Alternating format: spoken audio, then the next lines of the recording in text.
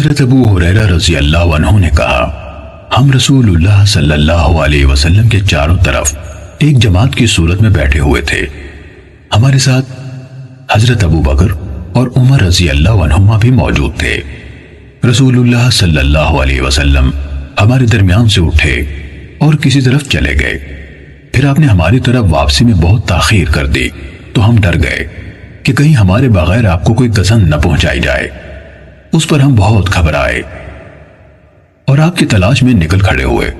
سب سے پہلے میں ہی گھبرایا اور رسول اللہ صلی اللہ علیہ وسلم کو ڈھونڈنے نکلا، یہاں تک کہ میں انصار کے خاندان بنو نجار کے چار دیواری یعنی فصیل سے گھرے ہوئے ایک باغ تک پہنچا، اور میں نے اس کے ارد گرد چکر لگایا کہ کہیں پر دروازہ مل جائے، لیکن مجھے نہ ملا۔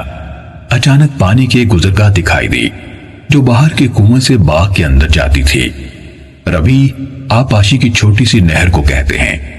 میں لومڑی کی طرح سمٹ کر داخل ہوا اور رسول اللہ صلی اللہ علیہ وسلم کے پاس پہنچ گیا۔ آپ نے پوچھا، ابو ہریرہ ہو؟ میں نے عرض کی، جی ہاں اے اللہ کے رسول۔ آپ نے فرمایا، تمہیں کیا معاملہ درپیش ہے؟ میں نے عرض کی، آپ ہمارے درمیان تشریف فرما تھے، پھر وہاں سے اٹھ گئے، پھر آپ نے ہماری طرف واپس آنے میں دیر کر دی تو ہمیں خطرہ لاحق ہوا کہ آپ ہم سے کاٹ نہ دیے جائیں۔ اس پر ہم گھبرا گئے۔ سب سے پہلے میں گھبرا کر نکلا تو اس باغ تک پہنچا اور اس طرح سمٹ کر اندر گھس آیا ہوں جس طرح لومڑی سمٹ کر گھستی ہے، اور یہ دوسرے لوگ میرے پیچھے آ رہے ہیں۔ تب آپ صلی اللہ علیہ وسلم نے فرمایا، اے ابو ہریرہ، اور مجھے اپنے نالین یعنی جوتے عطا کیے اور ارشاد فرمایا، میرے یہ جوتے لے جاؤ، اور اس چار دیواری کی دوسری طرف تمہیں جو بھی ایسا آدمی ملے جو دل کے پورے یقین کے ساتھ لا الہ الا اللہ کی شہادت دیتا ہو، اسے جنت کی خوشخبری سنا دو۔ سب سے پہلے میری ملاقات عمر بن خطاب رضی اللہ عنہ سے ہوئی۔ انہوں نے کہا، ابو ہریرہ، تمہارے ہاتھ میں یہ جوتے کیسے ہیں؟ میں نے کہا، یہ رسول اللہ صلی اللہ علیہ وسلم کے نالین مبارک ہیں۔ آپ نے مجھے یہ نالین یعنی جوتے دے کر بھیجا ہے کہ جس کسی کو ملوں جو دل کے یقین کے ساتھ لا الہ الا اللہ کی شہادت دیتا ہو، اسے جنت کی بشارت دے دوں۔ عمر رضی اللہ عنہ نے میرے سینے پر اپنے ہاتھ سے ایک ضرب لگائی جس سے میں اپنی سورینوں کے بل گر پڑا، اور انہوں نے کہا، اے ابو ہریرہ، پیچھے لوٹو۔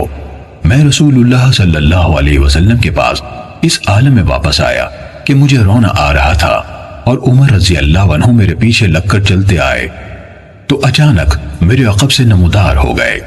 رسول اللہ صلی اللہ علیہ وسلم نے مجھ سے کہا، اے ابو ہریرہ، تمہیں کیا ہوا؟